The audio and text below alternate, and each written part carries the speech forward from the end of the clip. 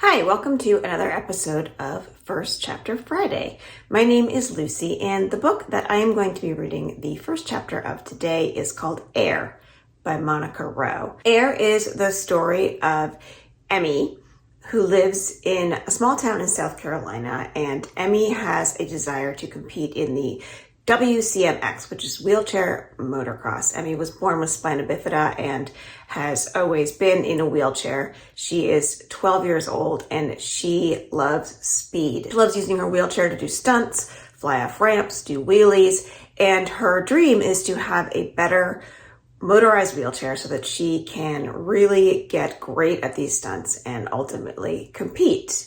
She has been working on this on her own. She creates wheelchair bags that she sells online, and she's about to reach her goal. Her father has been working to make ends meet since Emmy's mother died in a car accident. So there's a mishap at school with Emmy in her wheelchair.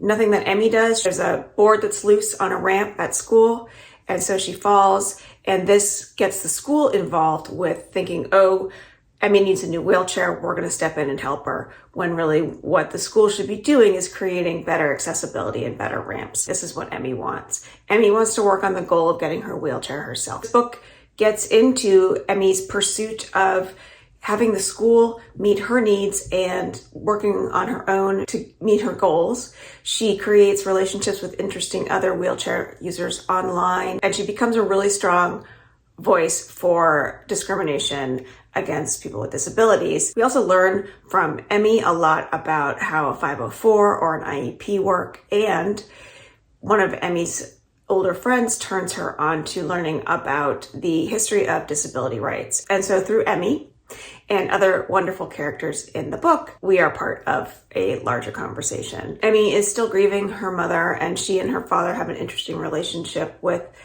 Emmy's grandmother, her mother's mother, who has certain notions about the way that Emmy should appear and be, and Emmy has to work to dispel these. Emmy also goes head to head with the principal of her school, who really wants to use her and her wheelchair as a publicity stunt. Emmy has some great friends in this book. There is the beginning of a little bit of romance, and this book also touches on poverty and privilege, discrimination, and grief. So there's a lot that Monica Rowe gives us through Air and Emmy. I am now going to read the first chapter. Chapter 1, Catching Air, Eating Sand. Ollie heaves the ramp over the sandy, stubbly grass field that lies between her place and ours. Your dad's gonna kill us, Em, she says cheerfully. Only if he catches us. I tighten my battered helmet, check my knee and elbow pads, and glance at the ramp. Little closer, okay? Ollie groans. Her shiny dark braid swings over her shoulder as she shoves the ramp until it's right up against the bottom of the 6-foot-high quarter pipe. It's a kicker, a small movable ramp that bikers and boarders use to launch themselves into the air. Which is the plan. Ollie flips her braid back and shakes her sore arms. That good? Perfect. I nailed riding down the quarter pipe months ago, but the field's too bumpy for me to get enough speed to hit the kicker from the ground, so I decided to try combining the two. Problem solved. I hope. Boost, please. Am you sure about this? Ollie's hesitation is so brief, it's almost invisible. When I give her a look, she laughs. Okay, but promise you won't make me have to explain to your dad how you got stuck head first in a round bale. Deal, I tell her, and Ollie helps me and my ride get to the top of the quarter pipe. For all his worry now, Dad used to be on this thing every weekend too. Built it himself, 1 part tree stand, 2 parts salvaged plywood, 3 parts other random junk. Skateboards, motocross, he did it all. It's no secret where I got my love of speed. We used to be out here together, instead of me having to sneak around. I pull on my padded gloves, bring my front wheels to the edge, and breathe. The view from the top of a drop, even a basic one like this, gets me going every time. Those tadpoles swimming in my chest and the sweat on my palms are the best kind of rush. Now that added jump waiting at the bottom makes my guts fizz, like I ate a handful of live bees and chased them with a bottle of Coke. Right, let's do this. Helmet, double check. Mouthguard, check. Visor, down. Pads, tight. I restrap my gloves and grip my wheel rims. Breathe. Dad won't be home from class for at least an hour. A good daughter wouldn't want to worry her father. All Dad's ramps and jumps and angled steel grind rails made from old I-beams have just been sitting out here getting dusty since he gave it all up. Someone has to use them. 3, 2, 1, drop! Whoosh, wheels, adrenaline, one glorious wind-rushing moment. I lean, find that perfect balance point, hit the landing. Then my wheels skid sideways, spinning me out. Ow!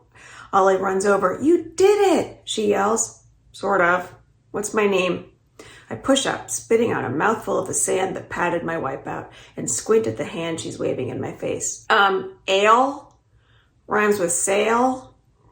This is how people who don't know her usually say her nickname. It's actually pronounced Ollie. Ha ha, she says. Just kidding. I tell Ollie to grab a wheel, and we get me rocked upright. She grins. That was so cool. It totally was, even though I dumped at the end. Now that Dad's so busy fixing cars all day and running to night classes 3 times a week and taking in extra work here at his home shop, what he doesn't know won't even worry him. I will stick that landing. And then I feel my left handroom wobble. Crap. Correction, I'll stick that landing if my raggedy wheelchair doesn't fall apart on me first. I spin the wheel a few times, testing the handroom. Yep, definitely a loose screw and some bent metal. Want to try and fix it? Ollie asks. I keep my repair kit right in my top desk drawer, and basic patch jobs are easy enough. I'm tempted. After hitting that air once, I'm totally hungry for more, but Dad won't be that late. Let's call it for today, I decide. Got a few orders backed up anyway. Sidewalks aren't exactly a thing out where we live, but my yard has more square feet of pavement than anywhere this side of the Dollar General parking lot. Ollie's family owns a paving company, and my dad swapped them 2 years of free truck maintenance to pour glassy, smooth walkways from our house to his shop and a bunch of places in between. One even cuts through the scrubby patch of woods to Ollie's place. We hurry up the long ramp to my porch and hurtle inside so fast the Spanish moss wreath Nani made almost falls off the front door. If my grandmother saw me now, she'd make a sour lemon face and predict I'll crash across the living room and through the opposite wall one day. It's a double wide Nani, I giggle under my breath, imagining her right here, not a cardboard box. Nani would drop her dentures if she'd seen my little sand-eating stunt back there, especially if she saw how we got me and my chair up that quarter pipe in the first place. There's a metal work platform, a set of 2 portable steps with a railing that Dad attached to the backside of the quarter pipe back when we used to ride this ramp together. I can get up it myself, though it goes a lot faster with Ollie there to pass up my chair instead of just hauling it up with the cobbled together pulley system I usually use when I'm doing it solo. I've got my system down, although Nani and a whole lot of other folks would still insist I have no business doing it. But I'm used to dealing with minor freakouts whenever I do stuff that's a little risky. Besides, what other people think I can or can't do doesn't matter. These are the things that matter. I'm Emlyn Etheridge. I'm 12 and a half years old. Alejandra Che is my best friend. I like Flamin' Hot Cheetos, and I love speed. That's the end of chapter 1 of Air, where you meet Emmy and you get a little bit of her character and her spirit. And you learn that she and her father used to do these things together. And so not only is Emmy struggling with the loss of her mother, but she's also struggling with the loss of activities that she used to do with her father. And you meet her best friend, Ollie. So that's just the beginning of Emmy's adventures, and I hope that you read Air and learn more. Thanks for joining me.